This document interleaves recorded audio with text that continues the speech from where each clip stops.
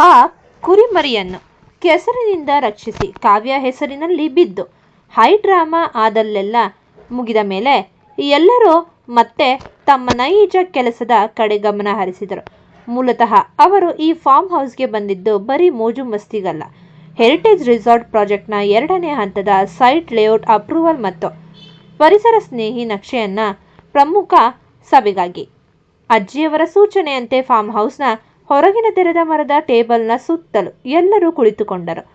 ಸಂತು ಓಡಿ ಹೋಗಿ ಟೇಬಲ್ ಮೇಲಿದ್ದ ಡ್ರಾಯಿಂಗ್ ಫೈಲ್ಗಳನ್ನು ಹಾಗೂ ಧೃತಿಯ ಹೊಸ ಬ್ಲೂ ಪ್ರಿಂಟ್ ಶೀಟ್ಗಳನ್ನು ಹರಡಿ ಇಟ್ಟ. ಆಲೋಕ್ ನಕ್ಷೆಯನ್ನು ಸೂಕ್ಷ್ಮವಾಗಿ ಗಮನಿಸುತ್ತಾ, ಶೌರ್ಯ ನೋಡು, ಧೃತಿ ಮಾಡಿರೋ ಈ ಪ್ಲಾನ್ನಲ್ಲಿ ಬಿಡದಿಯ ಸೈಟ್ನಲ್ಲಿರೋ ಬಂಡೆಗಳನ್ನು ಮತ್ತು ಹಳೆಯ ಮರಗಳನ್ನು ಕತ್ತರಿಸದೆ ಅದರ ಸುತ್ತಲೂ ರಿಸಾರ್ಟ್ ಕೊಠಡಿಗಳನ್ನು ನಿರ್ಮಿಸೋ ಥರ ಡಿಸೈನ್ ಮಾಡಿದ್ದಾಳೆ. ಇದು ನಮ್ಮ ಖರ್ಚನ್ನು ಕಮ್ಮಿ ಮಾಡುತ್ತೆ ಮತ್ತು ಪರಿಸರಕ್ಕೂ ಅನುಕೂಲ ಎಂದನು. ಶೌರ್ಯ ಸೈಡ್ನಲ್ಲಿದ್ದ ಟವೆಲ್ನಿಂದ ಇನ್ನೂ ಸ್ವಲ್ಪ ಒದ್ದೆಯಾಗಿದ್ದ ತನ್ನ ಕೈಗಳನ್ನು ಒರೆಸಿಕೊಳ್ಳುತ್ತಾ ಧೃತಿಯ ಕಣ್ಣುಗಳನ್ನೇ ದಿಟ್ಟಿಸಿದ್ದ. ಅವನ ಕಣ್ಣುಗಳಲ್ಲಿ ಇಷ್ಟು ದಿನ ಇದ್ದ ಆ ಕಟು ಕೋಪದ ಜಾಗದಲ್ಲಿ ಈಗ ವಿಚಿತ್ರವಾದ ಗಂಭೀರತೆ ಮತ್ತು ಸೌಮ್ಯತೆ ಇತ್ತು.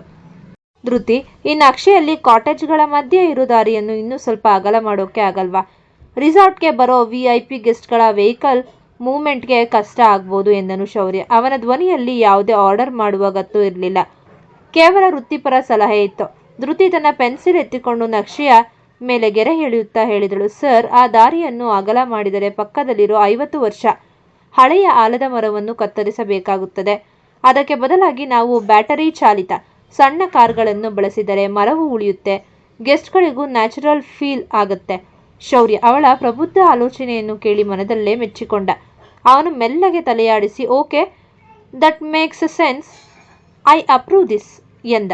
ಇಷ್ಟು ದಿನ ಪ್ರತಿಯೊಂದು ವಿಷಯಕ್ಕೂ ಜಗಳ ಆಡುತ್ತಿದ್ದ ಶೌರ್ಯ ಇವತ್ತು ಧೃತಿಯ ಮಾತನ್ನು ಇಷ್ಟೊಂದು ಸೌಮ್ಯವಾಗಿ ಒಪ್ಪಿಕೊಂಡಿದ್ದನ್ನು ನೋಡಿ ಪಕ್ಕದಲ್ಲೇ ಕುಳಿತಿದ್ದ ಕಾವ್ಯಗೆ ತಲೆಯಿಂದ ಕಾಲಿನವರೆಗೆ ಉರಿ ಹೊತ್ತಿಕೊಂಡಿತ್ತು.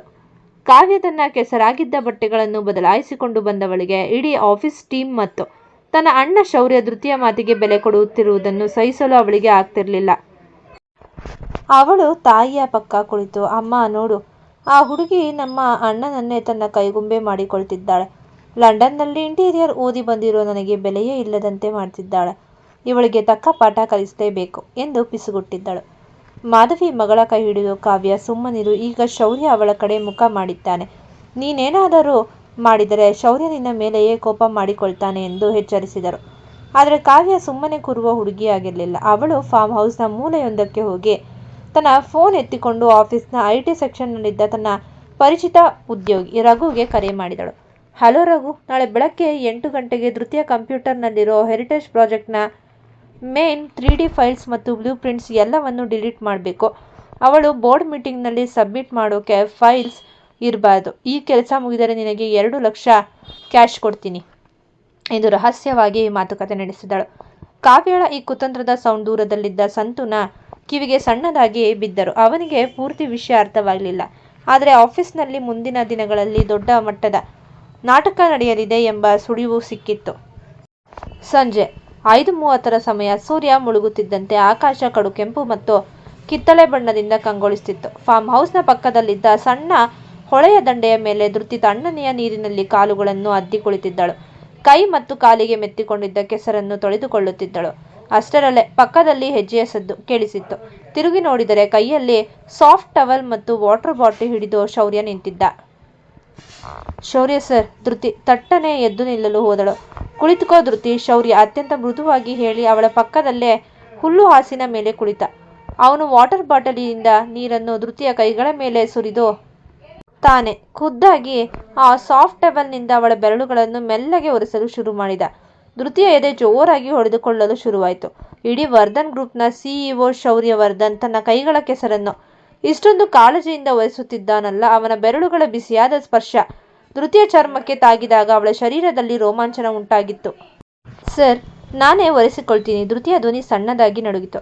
ಶೌರ್ಯ ಅವಳ ಕಣ್ಣುಗಳನ್ನೇ ದಿಟ್ಟಿಸಿ ಹೇಳಿದ್ದ, ನಿಲ್ಲು ಧೃತಿ, ಇವತ್ತು ನೀನು ಆ ಪುಟ್ಟ ಪ್ರಾಣಿಯನ್ನು ಉಳಿಸಿದಾಗ ನಿನ್ನ ಕಣ್ಣಲ್ಲಿ ಇದ್ದ ಆ ಬೆಳಕು ಇದೆಯಲ್ಲ, ಅದು ನನಗೆ ಅರ್ಥ ಮಾಡಿಸಿತು. ನಿನ್ನ ಹತ್ತಿರ ಇರೋದು ಕೊಬ್ಬಲ, ಬದಲಿಗೆ ಕರುಣೆ ಮತ್ತು ಅಭಿಮಾನ. ಆ ನನ್ನ ಅಹಂಕಾರದ ಕಣ್ಣಿಗೆ ಇದು ಇಷ್ಟು ದಿನ ಕಾಣಿಸಲೇ ಇಲ್ಲ. ಧೃತಿ ಅವನ ಕಣ್ಣುಗಳನ್ನು ನೋಡಿದಳು. ಆ ಕಣ್ಣುಗಳಲ್ಲಿ ಇವತ್ತು ಅಸೂಯೆ ಇರಲಿಲ್ಲ, ಬರೀ ಒಲವಿನ ಆಳವಿತ್ತು. ಶೌರ್ಯ ಸರ್, ನೀವು ಕೋಪದಲ್ಲಿದ್ದಾಗ ಕೋಪಿಸ್ಟ ಡೈನೋಸರ್ ಥರ ಕಾಣಿಸ್ತೀರಾ, ಆದರೆ ಹೀಗೆ ಸೌಮ್ಯವಾಗಿ ಮಾತನಾಡಿದಾಗ ತುಂಬ ಒಳ್ಳೆಯವರ ಥರ ಕಾಣಿಸ್ತೀರಾ ಎಂದಳು ಧೃತಿ ತರಲೆಯಿಂದ.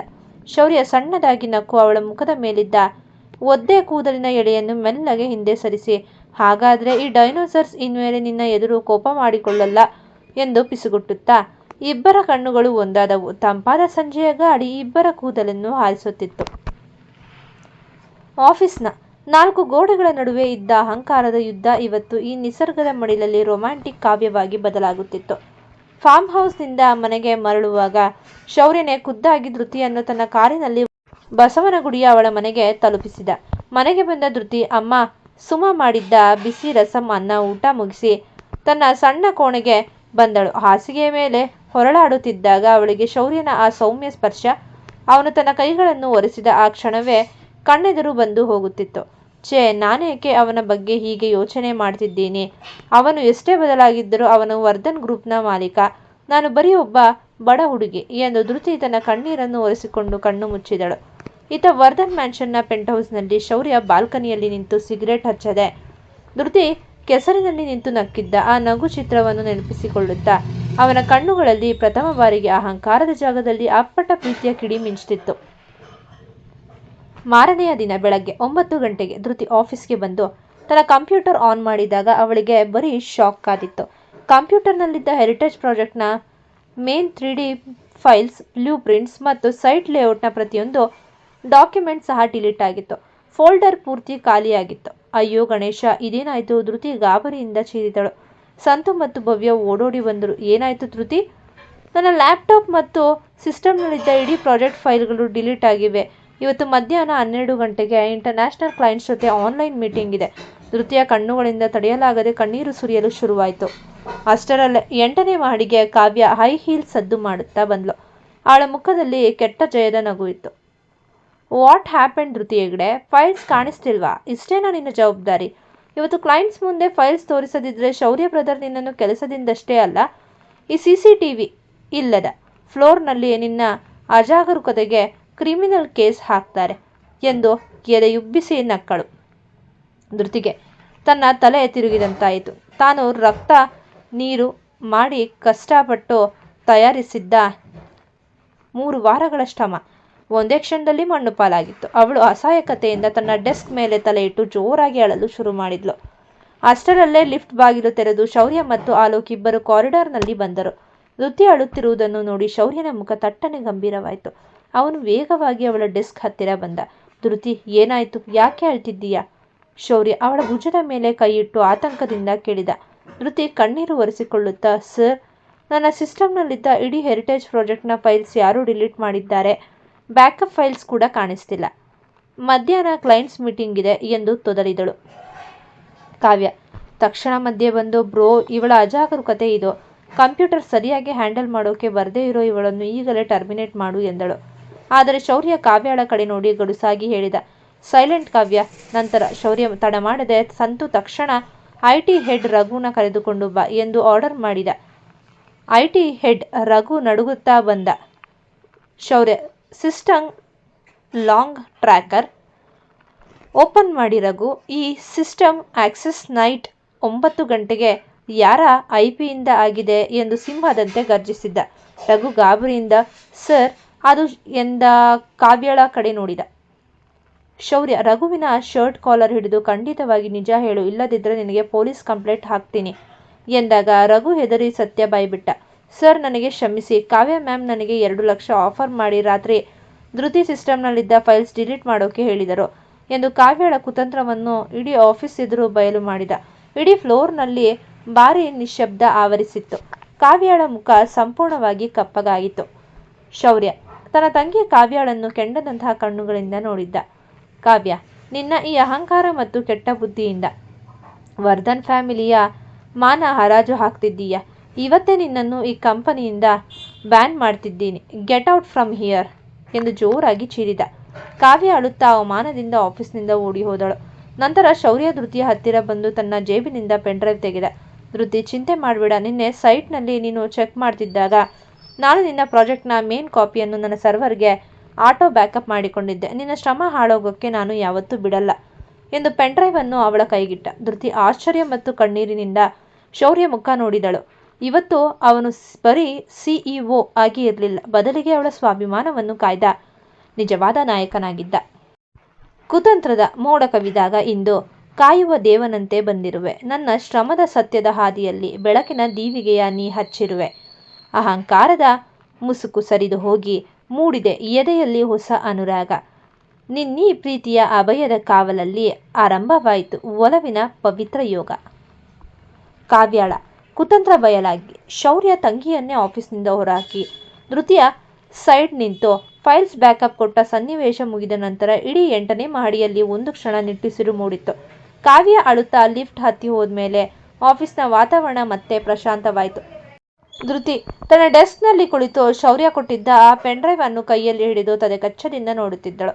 ಅವಳ ಕಣ್ಣುಗಳಲ್ಲಿ ಇನ್ನೂ ಆ ಕಣ್ಣೀರಿನ ಹನಿಗಳು ಒಣಗಿರಲಿಲ್ಲ. ಆದರೆ ಎದೆಯೊಳಗೆ ಶೌರ್ಯ ತೋರಿಸಿದ ಆ ಅಭಯ ಮತ್ತು ಕಾಳಜಿ ಹೊಸದೊಂದು ಬೆಚ್ಚಗಿನ ಅನುಭವ ನೀಡುತ್ತಿತ್ತು. ಅಷ್ಟರಲ್ಲೇ ಸಂತು ಮತ್ತು ಭವ್ಯ ಇಬ್ಬರು ಓಡೋಡಿ ಬಂದು ಧೃತಿಯ ಡೆಸ್ಕ್ ಸುತ್ತಲೂ ಕುಳಿತರು. ಸಂತು ತನ್ನ ಎದೆಯ ಮೇಲೆ ಕೈ ಇಟ್ಟುಕೊಂಡು ದೊಡ್ಡದಾಗಿ ನಿಟ್ಟುಸಿರು ಬಿಡುತ್ತಾ ಹೇಳಿದ್ದ, ಇವತ್ತು ನಮ್ಮ ಹಿಟ್ಲರ್ ಬಾಸ್ ಆಕ್ಟಿಂಗ್ ನೋಡಿ ನನಗೆ ಮೈ ಜುಮ್ಮೆಂದೋಯ್ತು ಗೊತ್ತಾ. ಆ ರಘು IT ಹೆಡ್ ಕೋಳಿನ ಹಿಡಿದ ಹಾಗೆ ಹಿಡಿದು ಸತ್ಯ ಹೊರಗೆ ತಂದರು ನೋಡಿ. ಅಬ್ಬಾ, ನನಗಂತೂ ಒಂದು ಕ್ಷಣ ಆ ಲೇಡಿ ಹಿಟ್ಲರ್ ಕಾವ್ಯ ಮ್ಯಾಮ್ಗೆ ಸರಿಯಾದ ಶಿಕ್ಷೆ ಆಯಿತು ಅಂತ ಒಳಗೊಳಗೆ ಸಖತ್ ಖುಷಿ ಆಯಿತು. ಗೆಟ್ ಔಟ್ ಅಂತ ಬಾಸ್ ಗರ್ಜಿಸಿದಾಗ ಆ ಕಾವ್ಯ ಮ್ಯಾಮ್ ಮುಖ ಸಣ್ಣದಾಗಿಬಿಡ್ತು. ಭವ್ಯ ಸಂತುನ ತಲೆಗೆ ಮೆಲ್ಲಗೆ ಚಚ್ಚಿ, ಲೇ ಸಂತು, ನಿನಗೆ ಯಾವಾಗಲಾದರೂ ತರಲೇನಾ? ಆದರೆ ಧೃತಿ, ಇವತ್ತು ಶೌರ್ಯ ಸರ್ ನಡೆದುಕೊಂಡ ರೀತಿ ನಿಜಕ್ಕೂ ನಂಬೋಕೆ ಆಗ್ತಿಲ್ಲ ಕಣೆ. ಇಷ್ಟು ದಿನ ನಿನ್ನ ಕಂಡ್ರೆ ಉರಿದು ಬೀಳ್ತಿದ್ದ ಆ ಮನುಷ್ಯ ಇವತ್ತು ಇಡೀ ಆಫೀಸ್ ಇದ್ರು ತನ್ನ ಸ್ವಂತ ತಂಗಿನೇ ಬೈದು ನಿನ್ನ ಪ್ರಾಜೆಕ್ಟ್ ಫೈಲ್ಸ್ ಕಾಪಾಡಿದ್ದಾರೆ ಅಂದರೆ ಇದೇನೋ ಸಣ್ಣ ವಿಷಯ ಅಲ್ಲ ಎಂದಳು ಆಶ್ಚರ್ಯದಿಂದ. ಧೃತಿ ಪೆನ್ಡ್ರೈವ್ ಅನ್ನು ಲ್ಯಾಪ್ಟಾಪ್ಗೆ ಕನೆಕ್ಟ್ ಮಾಡುತ್ತಾ ನಾರ್ಮಲ್ ಆಗಿ ನಕ್ಕಳು. ಏನೂ ಇಲ್ಲ ಭವ್ಯ, ಶೌರ್ಯ ಸರ್ ಪ್ರಾಜೆಕ್ಟ್ ಹಾಳಾಗಬಾರ್ದು ಅಂತ ಹಾಗೆ ಮಾಡಿದ್ದಾರೆ ಅಷ್ಟೇ. ಕಂಪನಿಗೆ ನಷ್ಟ ಆಗಬಾರ್ದು ಅನ್ನೋದೇ ಅವರ ಮುಖ್ಯ ಉದ್ದೇಶ. ಅಯ್ಯೋ ಹೋಗೇ ಧೃತಿ, ಸಂತು ಕಣ್ಣು ಮಿಟುಕಿಸಿದ. ಸ್ಯಾಂಡ್ವಿಚ್ ಕಚ್ಚಿದ ಕಂಪನಿ ನಷ್ಟದ ಕತೆ ನಮಗೆ ಗೊತ್ತು. ಆದರೆ ಬಾಸ್ ನಿನ್ನನ್ನು ನೋಡ್ತಿದ್ದ ಆ ಕಣ್ಣುಗಳಲ್ಲಿತ್ತಲ್ಲ, ಮೈ ಗಾಡ್, ನಿನ್ನ ಕಣ್ಣಲ್ಲಿ ನೀರು ಬಂದ ತಕ್ಷಣ ಅವರ ಮುಖದಲ್ಲಿದ್ದ ಕೋಪ ನೋಡಿ ನನಗೆ ಭಯ ಆಯಿತು. ಬಾಸ್ ಮನಸ್ಸಿನಲ್ಲಿ ನಿನ್ನ ಬಗ್ಗೆ ಏನೇನೋ ಬದಲಾವಣೆ ಆಗ್ತಿದೆ ಮೇಡಮ್. ಸಂತು ನಗುತ್ತಾ ಪ್ಯಾಂಟ್ರಿ ಕಡೆ ಚಹಾ ತರಲು ಹೋದ ನಂತರ ಭವ್ಯ ಧೃತಿಯ ತೀರಾ ಹತ್ತಿರ ಬಂದು ಕುಳಿತಳು. ಅವಳ ಮುಖದಲ್ಲಿದ್ದ ಆ ತಮಾಷೆ ಮಾಯವಾಗಿ ಪ್ರಬುದ್ಧ ಹಾಗೂ ಕಾಳಜಿಯ ಮುಖಭಾವ ಮೂಡಿತ್ತು. ಅವಳು ಧೃತಿಯ ಕೈಯನ್ನು ತನ್ನ 2 ಕೈಗಳಲ್ಲಿ ಗಟ್ಟಿಯಾಗಿ ಹಿಡಿದುಕೊಂಡಳು. ಧೃತಿ, ಸಂತು ತಮಾಷೆ ಮಾಡ್ತಿದ್ದಾನೆ ನಿಜ, ಆದರೆ ನಾನು ನಿನ್ನ ಅಕ್ಕನ ಥರ ಒಂದಷ್ಟು ಮಾತು ಹೇಳ್ತೀನಿ ಕೇಳು ಎಂದಳು ಭವ್ಯ ಸೌಮ್ಯ ಧ್ವನಿಯಲ್ಲಿ. ಧೃತಿ ಕಂಪ್ಯೂಟರ್ ಸ್ಕ್ರೀನಿಂದ ಕಣ್ಣು ತೆಗೆದು ಭವ್ಯಳನ್ನು ನೋಡಿದಳು. ಏನಾಯಿತು ಭವ್ಯ, ಯಾಕೆ ಇಷ್ಟೊಂದು ಗಂಭೀರವಾಗಿದ್ದೀಯಾ? ಭವ್ಯ ದಟ್ಟವಾದ ನಿಟ್ಟುಸಿರು ಬಿಟ್ಟು ಹೇಳಿದಳು, ನೋಡು ಧೃತಿ, ಶೌರ್ಯ ಸರ್ ಇವತ್ತು ನಿನ್ನ ಪರವಾಗಿ ನಿಂತಿದ್ದು, ನಿನ್ನ ಕೈ ಒಣಗಿಸಿದ್ದು, ಇಡೀ ಆಫೀಸ್ ಎದುರು ನಿನ್ನ ಶ್ರಮವನ್ನು ಕಾಪಾಡಿದ್ದು ನಿಜಕ್ಕೂ ದೊಡ್ಡ ವಿಷಯ. ಆದರೆ ಅವರು ಯಾರು ಅನ್ನೋದನ್ನು ನೀನು ಯಾವತ್ತೂ ಮರಿಬಾರ್ದು. ಅವರು ಶತಕೋಟಿ ಆಸ್ತಿಯ ಮಾಲೀಕ, ವರ್ಧನ್ ಗ್ರೂಪ್ನ ರಾಯಲ್ CEO.